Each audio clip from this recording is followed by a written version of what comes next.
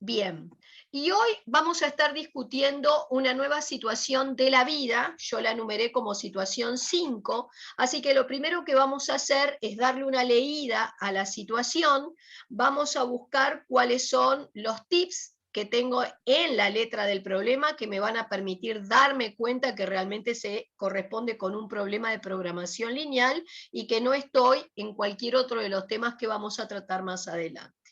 Bueno, el problema dice así: una persona debe cumplir una dieta que le exige consumir por semana al menos 1 kilogramo de carbohidratos y medio kilo de proteínas. Fíjense que como dice al menos, significa que vos tenés que consumir por lo menos esa cantidad de carbohidratos. Quiere decir que si, por ejemplo, consumís más, es mejor, ¿tá? Esta es la mínima cantidad de carbohidratos y proteínas que debo asegurarme de estar consumiendo.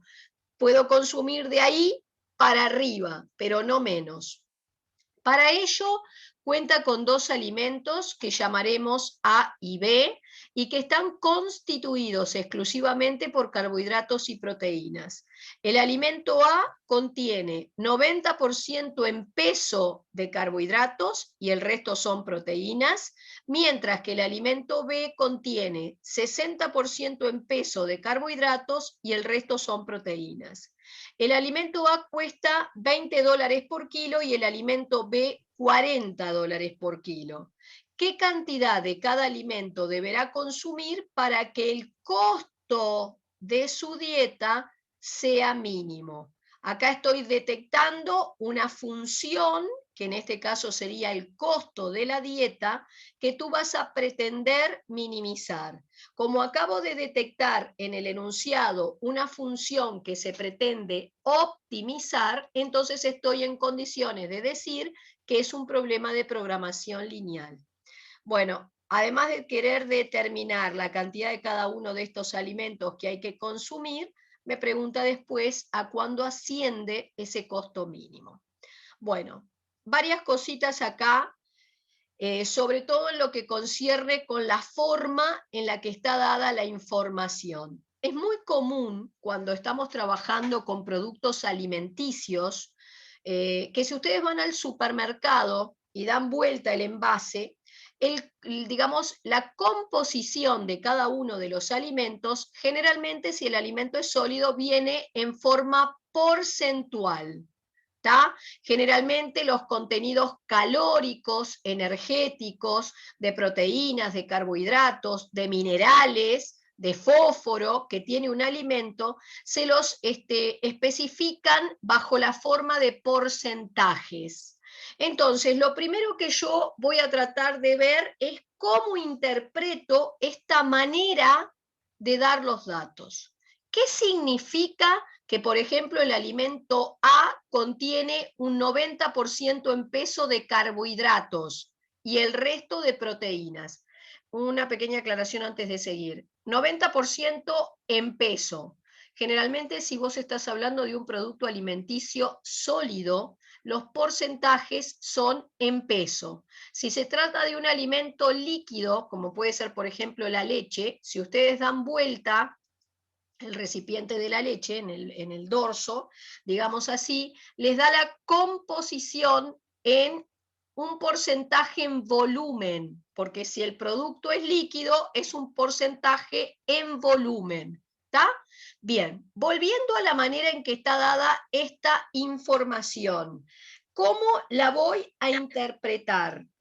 Bien, si el alimento A contiene un 90% en peso de carbohidratos, significa, por ejemplo, que por cada 1 kilo del alimento A que vos tomes, el 90%, o sea, 0,9 kilos, corresponden a carbohidratos. Y el resto, que sería lo que le falta al 0,90 para completar el kilo, serían proteínas.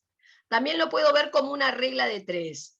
Si 1 kilo del alimento A es el 100%, el total del alimento A, el 90% X. Y esa X es 1 por 90 sobre 100, y de ahí que les dé el 0,90 kilos correspondiente.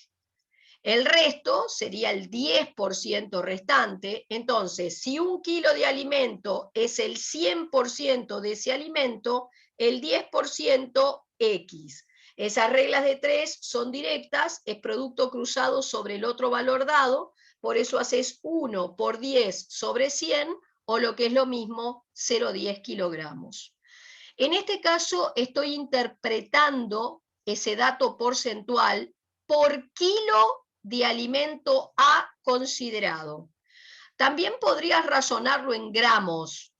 O sea, en lugar de decir por cada 1 kilo del alimento A, por cada 1000 gramos del alimento A, el 90% serían 900 gramos de carbohidrato y entonces 100 gramos, de proteínas, como tú quieras.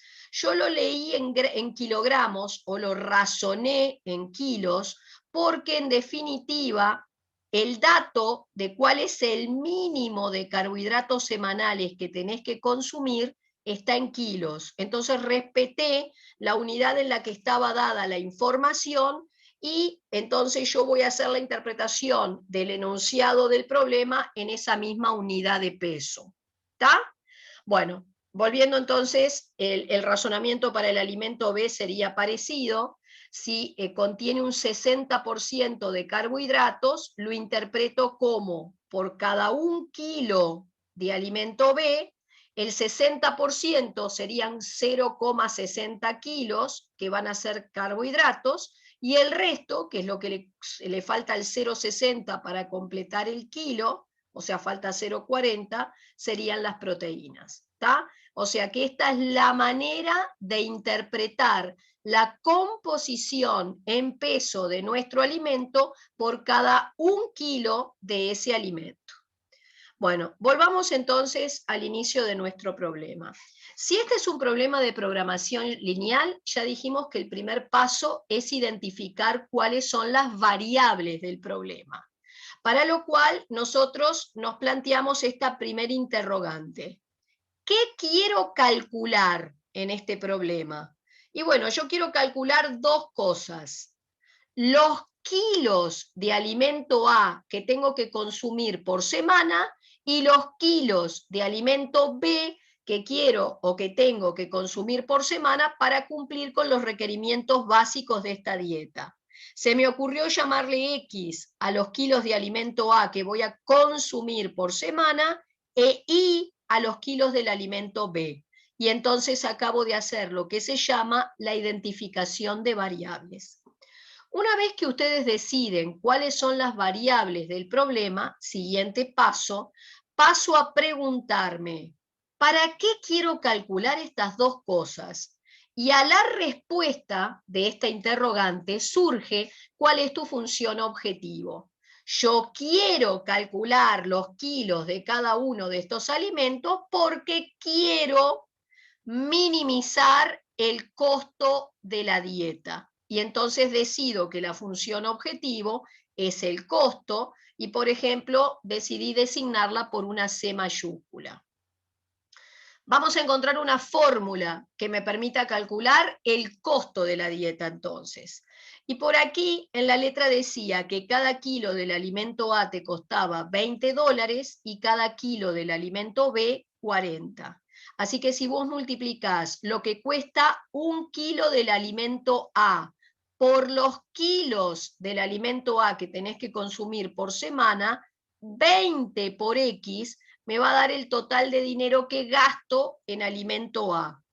Del mismo modo, si multiplicás lo que te cuesta 1 kilo del alimento B por la cantidad de kilos de B, 40 por Y sería el total de dinero que se te va en el alimento B. Dinero que se va en el alimento A más dinero que se va en el alimento B es el total de lo que me cuesta entonces cumplir con esta dieta. Muy bien. Y entonces uno podría pensar, cuanto más chiquito sea X e Y, menor me da este cuenterío y ergo menor sería el costo. Pero ¿qué pasa? que yo en realidad no puedo consumir la cantidad que a mí se me antoje de cada uno de estos alimentos porque debo cuidar de cumplir con los requerimientos mínimos de contenido de proteínas y carbohidratos. Así que voy a tener que ajustar mi dieta al cumplimiento de dos restricciones que aparecen nombradas. Una que tiene que ver con la cantidad de carbohidratos que tenés que consumir y la otra que tiene que ver con la cantidad de proteínas. Entonces, pasamos a analizar nuestras restricciones. Vamos a ver primero la restricción de carbohidratos. Entonces, acuérdense la interpretación que habíamos hecho de los datos en cuanto a la composición del alimento A por kilo de alimento A. Entonces, si en 1 kilo de alimento A hay 0,90 kilos de carbohidrato, cuando yo multiplique la cantidad de carbohidrato que hay en 1 kilo del alimento A por la cantidad de kilos del alimento A que vas a consumir, el producto te da el total de carbohidratos que van en el alimento A. Del mismo modo, si vos multiplicás la cantidad de carbohidrato que te aporta 1 kilo del alimento B por la cantidad de kilos del alimento B, este producto te va a dar los kilos de carbohidrato que vienen en el alimento B. Carbohidrato que viene en A más carbohidrato que viene en B deberá ser mayor o igual que 1.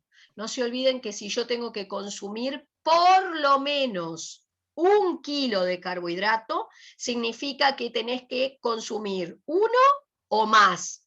De ahí que esto tenga que ser mayor o igual que 1. Como mínimo 1 o más. Bien, ¿qué pasa con las proteínas?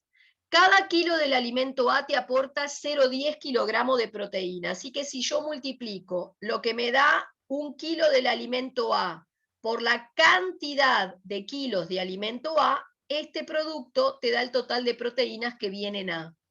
Si vos multiplicás el aporte proteico que te da 1 kilo del alimento B por la cantidad de kilos de B, este producto te da el total de proteínas que vienen en B.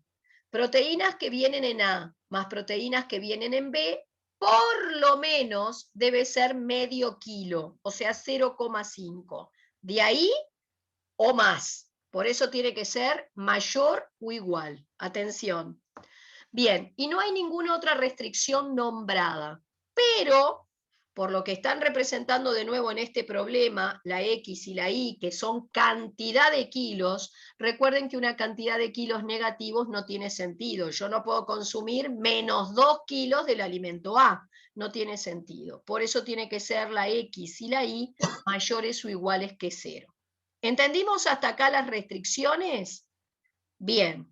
Porque ahora en el siguiente paso tú vas a resolver este sistema de inecuaciones para encontrar lo que yo llamaba el recinto de puntos factibles. Muy bien, vamos Profesora, a... Sí. una consulta. Las restricciones de X e Y igual mayor que 0, ¿no debería ser solamente mayores que 0, sin el igual? No, porque cabría la posibilidad de que vos cubrieras los requerimientos de la dieta solo consumiendo uno de los dos tipos de alimento.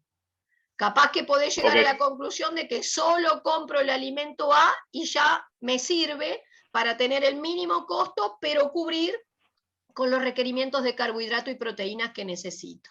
¿Entendiste? Bien. Sí, Por entendí. eso Gracias. podría ser que alguna de las dos valiera 0. Muy bien, vamos a tomar la primera restricción y vamos entonces a empezar a trabajar con ella. Fíjense que tiene coeficientes decimales y yo con números decimales no quiero trabajar. Por lo tanto, voy a empezar por pasar estos coeficientes decimales a fracción.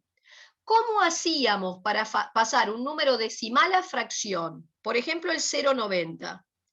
Escribo el número sin tener en cuenta la coma y los ceros que están a la izquierda. Por eso escribo el 90. Y lo divido entre un múltiplo de 10 que va a tener tantos ceros como lugares corriste la coma, esta coma, a la derecha, para escribir el 90 que pusiste arriba. Y esta coma la corro 1, 2 lugares a la derecha para escribir el 90, por eso se divide entre un múltiplo de 10 que tiene 2 ceros, por lo tanto es un 100. Mismo razonamiento con este coeficiente decimal. Escribís el número sin tener en cuenta la coma y los ceros que van a la izquierda. Por eso escribo el 60. Y lo voy a dividir entre un múltiplo de 10 que tiene 1, 2 lugares corro a la derecha, así que sería entre 100. Y del otro lado dejo igual. Bueno, simplifico cada una de estas fracciones lo más que pueda, pero hasta un punto en que sigan quedando con el mismo denominador. ¿Qué significa? Obviamente, para simplificar una fracción, vos dividís arriba y abajo por un mismo número. Yo puedo dividir arriba y abajo entre 10, o sea que te queda 9 décimos para la primera fracción, y también puedo hacerlo en la segunda y me queda 6 décimos. Pero, aunque el 6 décimos pueda seguirlo simplificando, divido arriba y abajo entre 2, me quedaría 3/5, voy a preferir dejarlo en este punto porque así sigue teniendo el mismo denominador que tenía la fracción anterior. ¿Está claro? Preferí siempre que tenga el mismo denominador.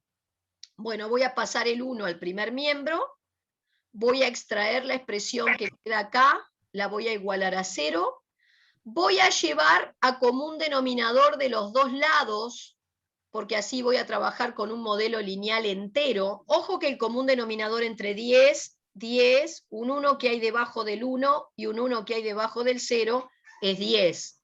El común denominador nunca puede ser más chico que ninguno de los denominadores que tenés.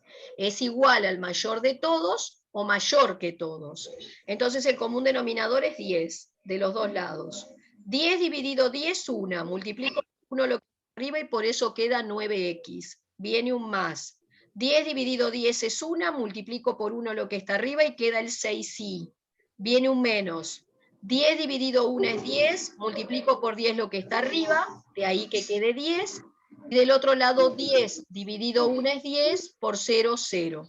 Cancelás los denominadores y ahora obtuviste un modelo lineal entero, que está escrito en lo que yo voy a llamar su forma implícita.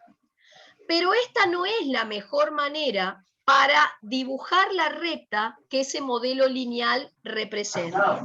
Para dibujar la recta les convenía siempre pasar a lo que llamaba el modelo lineal en su forma explícita, que es cuando ustedes despejan el valor de la i, y siempre la i positiva. Así que si yo quiero despejar de aquí la i, este término que tiene i ya es positivo, lo dejás solito de este lado, pasé el 9x, pasé el menos 10, luego me molesta el 6 que multiplico, lo paso dividiendo, y obtengo esta expresión. ¿Me conviene separar este segundo miembro en 2? No, porque ese último término, 10/6, no te va a dar justo, así que preferís dejarlo como está. Le das un nombre y construís una tabla de valores. 3 valores cualesquiera para la x, calculás los i's. Si podés elegir para la x un valor que haga que la cuenta de arriba me quede múltiplo de 6, mejor. Pero tampoco voy a estar 50 años. Así que yo agarré y tomé estos valores, me dieron fracciones y veré ahora, voy a practicar cómo me ingenio para representar estas fracciones. Muy bien, lo dejo stand-by, voy a trabajar con todas primero para después elegir una buena escala. Y vamos entonces a continuar. Vamos a la segunda. Mismo tratamiento, coeficientes decimales que hay que trabajar bajo la forma de una fracción. Fíjense que este sería 10 sobre 100, 40 sobre 100, 5 sobre 10. Simplificás estas dos, dividiendo arriba y abajo entre 10, por eso queda 1 décimo la primera, 4 décimos la segunda, esta la dejás como está. ven que pese a que esta se podría seguir simplificando, no lo hago, porque prefiero que queden todas con el mismo denominador.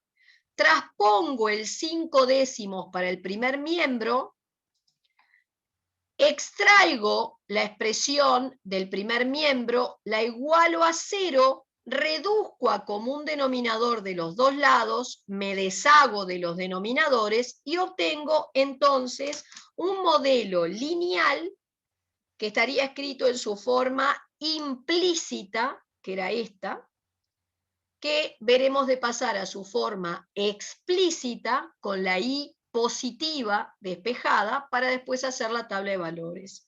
Así que yo, para despejar la I positiva, dejé este término quieto donde está, traspuse los otros dos y luego el 4 que multiplica lo pasé dividiendo a todo. ¿Me conviene separar este segundo miembro en dos? No, porque el 5/4 no me da justo.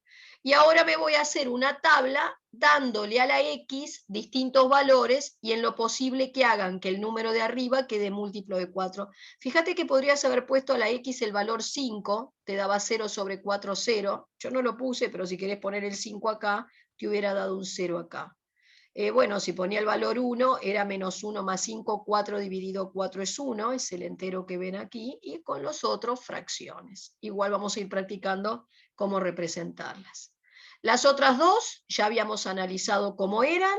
X igual 0 era el eje de las Y igual 0 el eje de las X. Y otra cosa a tener en cuenta, todas mis restricciones eran amplias. Así que las rectas que aparecen involucradas se pintan en continuo. Bien. Voy entonces a un par de ejes coordenados y voy a elegir una buena escala sobre el eje de abscisas y sobre el eje de ordenadas. No tiene por qué ser la misma escala, más cuando uno está resolviendo un problema de la vida real.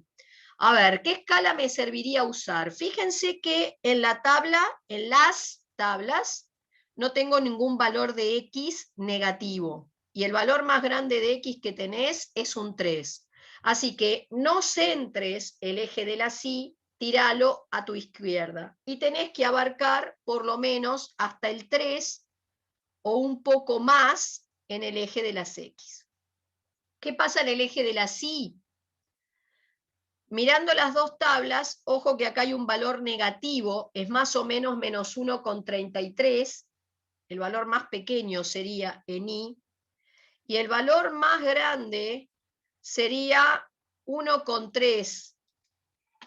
Así que yo voy a tratar de crear una escala en Y, yo elegí esta, que me permitiera amparar algún valor negativo, como era acá el -4/3, y después el positivo, que llegaba hasta, era -1,3 y 1,3 más o menos, abarqué un poco más.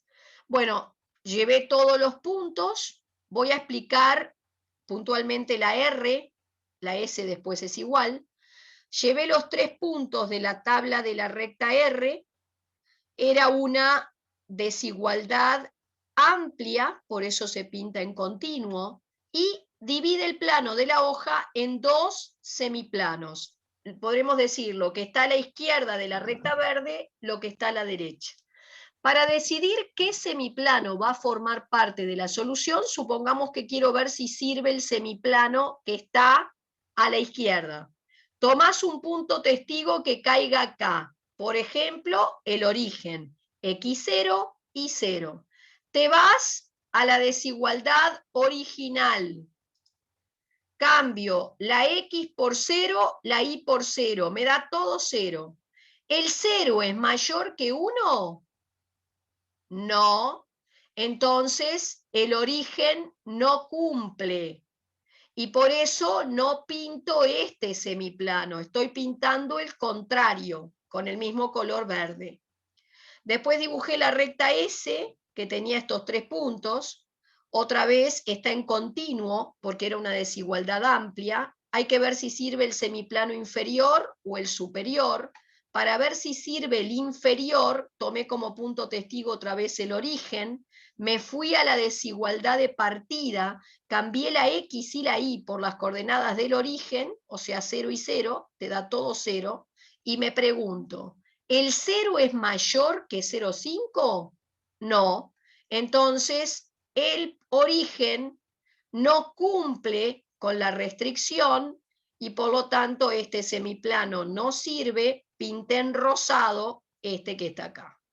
Y bueno, después tenías el propio eje de las Y, era del eje de las Y para allá, el propio eje de las X y era de ahí para arriba. Y si ustedes observan, la zona que quedó pintada por todos los colores es esta. O sea, es lo que yo llamo un recinto abierto, no acotado. Y estos eran los vértices que habían quedado, este, para determinar. Capaz que los que ya están justificados por tablas sean los que resultan de intersectar esas rectas con los ejes coordenados. Por ejemplo, el punto A es el corte de R con el eje de la Y. Al punto A le toca X0. Si vos vas a la tabla de R y tenés el punto que tiene X0, eso ya estaría justificado por tablas. Entonces lo pongo. El otro que podría estar justificado es este, sería el punto de la recta S al que toca I0. Pero cuando voy a la tabla de S no tengo el punto que tiene I0, así que lo voy a tener que determinar analíticamente. Así que determinas analíticamente el B y el C, acá está el B como intersección de estas dos rectas, ¿tá? Si la I es esto y la misma I es esto, estas dos cosas tienen que ser iguales, por eso empecé por igualar los segundos miembros, reduje a común denominador, 12 dividido 6, 2, multiplico por 2 todo lo que está arriba, viene un igual, 12 dividido 4 es 3, multiplico por 3 todo lo que está arriba.